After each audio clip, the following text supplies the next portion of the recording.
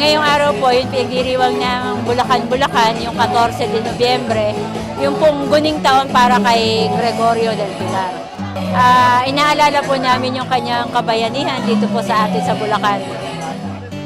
Muling dinakila ay kasandaan at 36 guning taon ng pagsilang at kabayanihan ni Gregorio del Pilar sa tinaguraang 14 de Nobyembre ng bayan ng Bulacan, Bulacan, kung saan nag-alay ng bulaklak sina Governor Wilhelmino C. Alvarado at Bulacan Mayor Patrick Meneses sa bantayog ni del Pilar.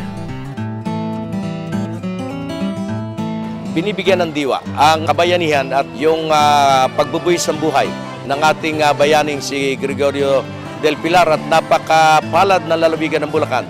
Dito si Marcelo H. del Pilar, Anacleto Enriquez of the massacre inside the San Rafael Church.